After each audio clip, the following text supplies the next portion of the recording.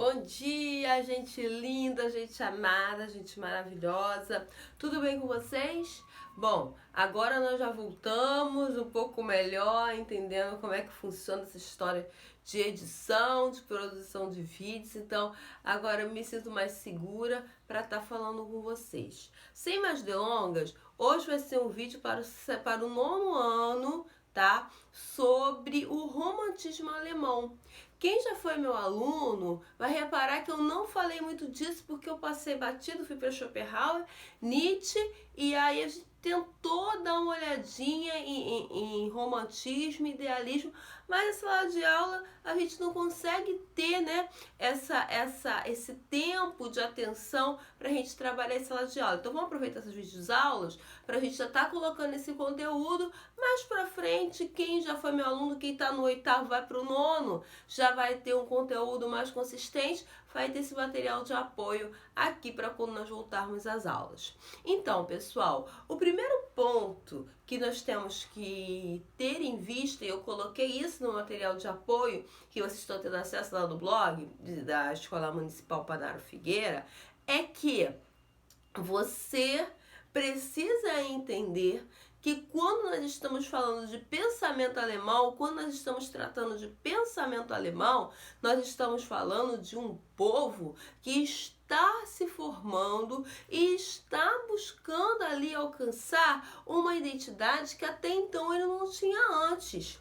Quando nós estamos falando de Alemanha do século XVIII, vocês podem reparar que a gente não fala de Alemanha do século XVII, a gente não fala de Alemanha do século XVI. Por quê? Porque eles ainda estão fincados naquele movimento de Estado feudal. Eles ainda estão muito fincados na ideia de realeza, se espelhando em outras civilizações.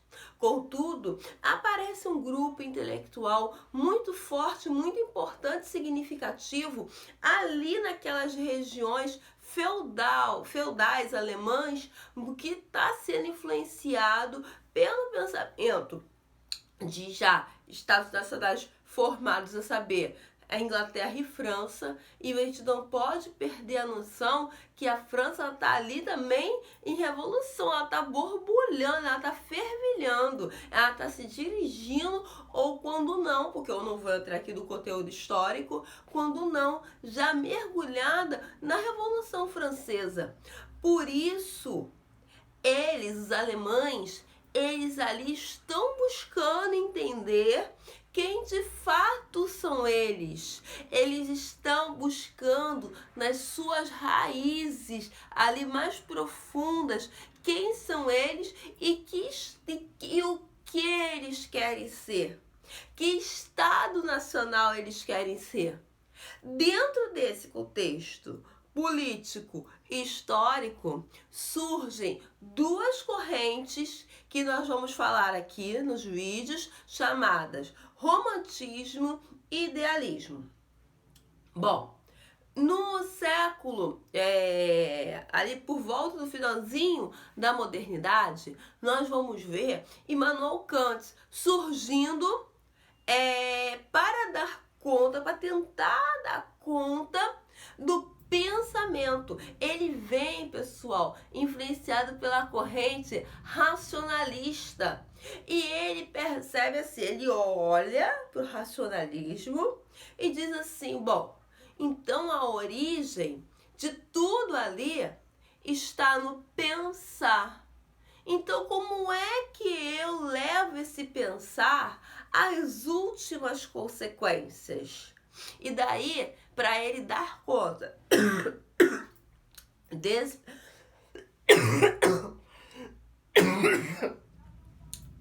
para aí, ele dar conta desse pensamento, ele escreve as três críticas.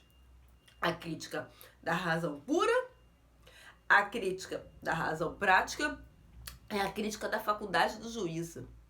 A partir disso, ele começa a perceber que o pensamento, preste atenção, nós temos nossa mente que pensa e ela vai olhar que esse sujeito que pensa é o sujeito.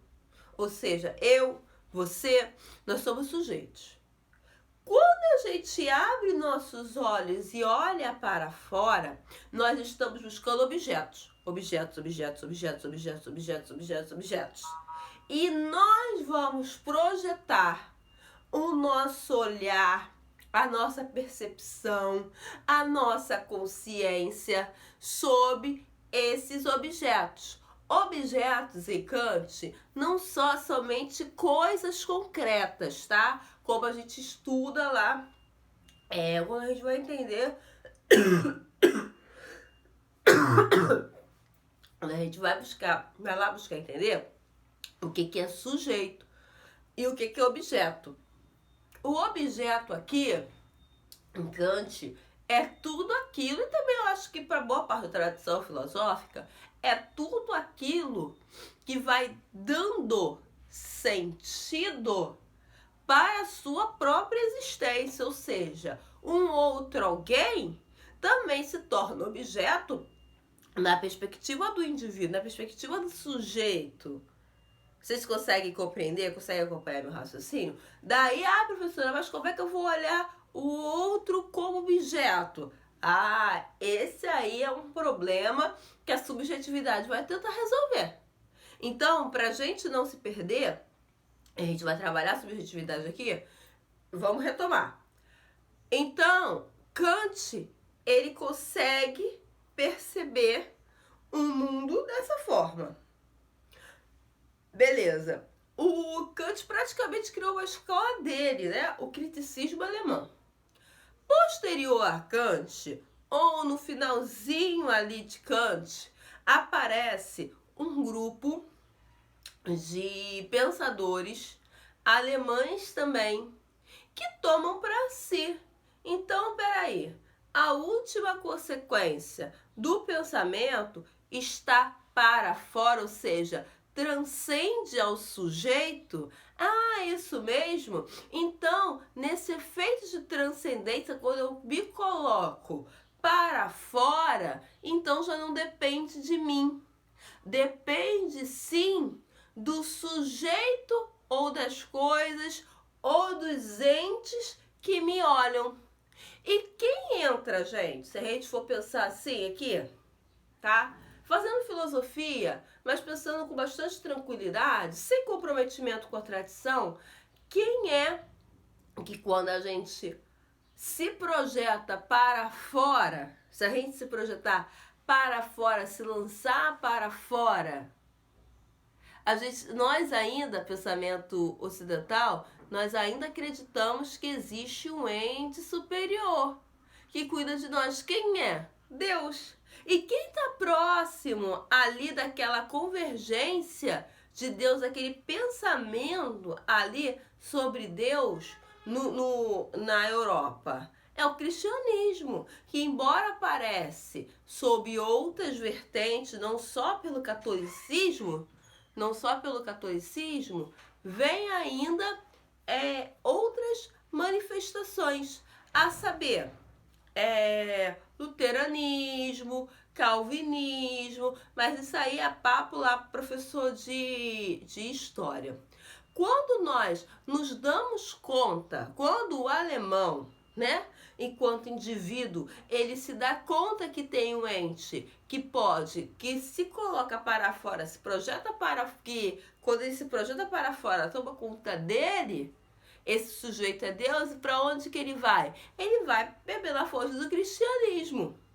Protestante, sim, mas ele bebe na fonte do cristianismo. Então, o que você tem? Um período ali de efervescência de pensamento, sim, mas muito mergulhado no pensamento kantiano, influenciando todos os campos também intelectuais, a saber, a música. E quando você está nesse saudosismo, quando você está entrando no processo de transcendência, de se pôr para fora, Isso aí a gente pode pensar de uma forma muito prática, tá? Um exemplo, quando nós estamos na nossa religião, independente dela qual for, quando nós estamos prestando culto aos entes que nós acreditamos que há, que existe, que são, nós entramos em processo de transcendência. Nós nos abandonamos em nós mesmos e nos entregamos profundamente aos entes que nós servimos, que nós buscamos a servir. Por quê? Porque ele cuida de nós. Isso aí não acontece só na Igreja Católica, no cristianismo, no protestantismo. Não, isso acontece nos ritos afros, isso acontece nas manifestações brasileiras, sabe? Quimbanda. Ou seja, você tem ali um momento, sim, de exaltação. Mas essa exaltação do alemão não é uma coisa, como a gente pode dizer, desproposital.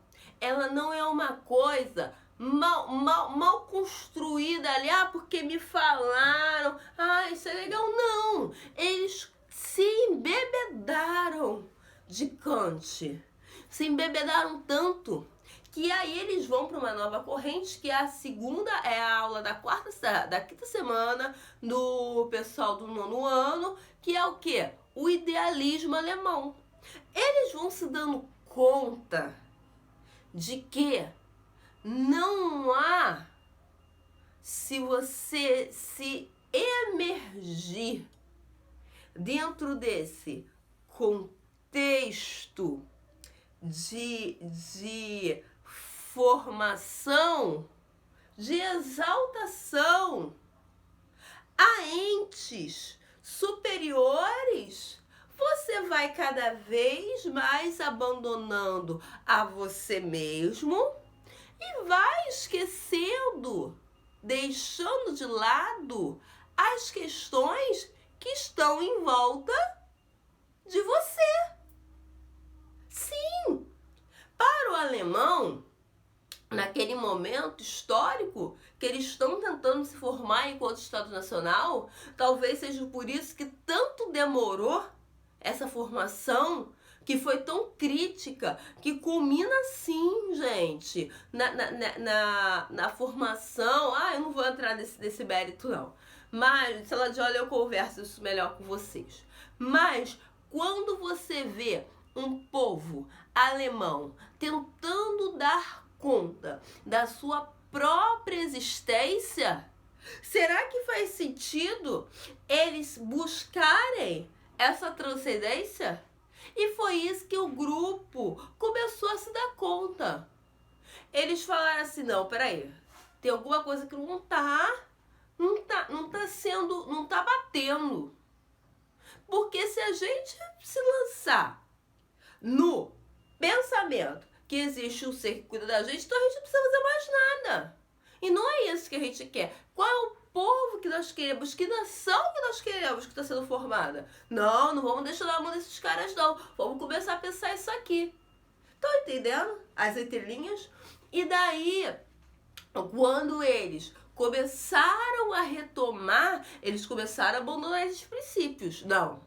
O que existe é essa realidade que está aqui, esses problemas que a gente tem que dar conta, dessas questões que a gente precisa resolver antes de qualquer coisa, para então a gente ver o que a gente faz com a nossa própria transcendência. Aí cada um cuida da sua. Vamos combinar assim?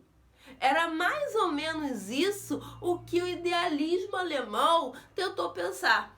E daí ele se torna um pensamento propriamente intelectual, político, rompe totalmente com o pensamento kantiano, porque ele percebe que Kant ele não consegue, de fato, resolver o problema da razão, porque ele coloca essa noção de se pôr para fora, e o pôr-se para fora anula de alguma forma o seu pensamento, seu pensamento racional, a sua veia da consciência, e daí você começa a se dar conta daquilo que está acontecendo em sua volta. E você passa a ser o único responsável por você mesmo. Gente, meus alunos aí que fizeram o oitavo ano comigo, que é Saint-Lumière.